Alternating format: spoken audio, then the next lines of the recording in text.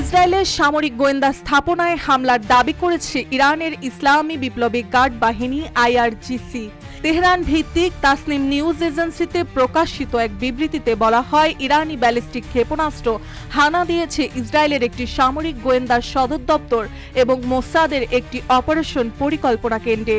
এই হামলা লক্ষ্য করে ক্ষেপণাস্ত্র ছোড়া হয়েছে বলে IRGC দাবি করেছে। ইসরায়েলি মিডিয়ায় দাবি করা হয়েছে, উপকূলীয় শহর হেরজেলিয়ায় একটি সংবেদনশীল স্থানে ক্ষেপণাস্ত্র আঘাত হানে। সাধারণত এমন শব্দ ব্যবহৃত হয় সামরিক বা কৌশলগত কোনো কেন্দ্রকে বোঝাতে, তবে ওই স্থানে কি ক্ষতিগ্রস্ত হয়েছে তা এখনও রহস্যে ঢাকা। কাতার ভিত্তিক সংবাদ মাধ্যম আল জাজিরা জানিয়েছেন, ঘটনাটি ঘটার পর থেকেই হেরজেলিয়া শহরে গণমাধ্যম প্রবেশে কড়া নিষেধাজ্ঞা জারি করেছে ইসরায়েলি কর্তৃপক্ষ।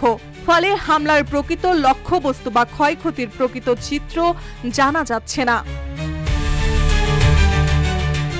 এদিকে অসমর্থিত কিছু সূত্রে বলা হচ্ছে, ইরানি ক্ষেপণাস্ত্র হেরজেলিয়ার এই এলাকায় আঘাত হেনেছে, যেখানে মোসাদের কুখ্যাত 8200 ইউনিট বাহাদ 15 গোয়েন্দা প্রশিক্ষণ স্কুল এবং ইসরায়েলের কয়েকটি সামরিক কলেজ অবস্থিত।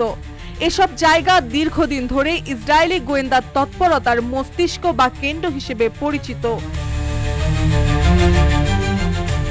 যদিও ইসরায়েল এখনো কোনো আনুষ্ঠানিক মন্তব্য করেনি, তবে হেরজেলিয়ার আকাশের ধোঁয়ার কুণ্ডলী, রাস্তায় সেনা পুলিশের টহল এবং গণমাধ্যমের ওপর করা নিয়ন্ত্রণ সবই ইঙ্গিত দিচ্ছে যে ঘটনার নিছক কোনো সাধারণ হামলা নয়, বরং এটি হয়তো চলমান ছায়াযুদ্ধের আরও গভীরে প্রবেশ করেছে।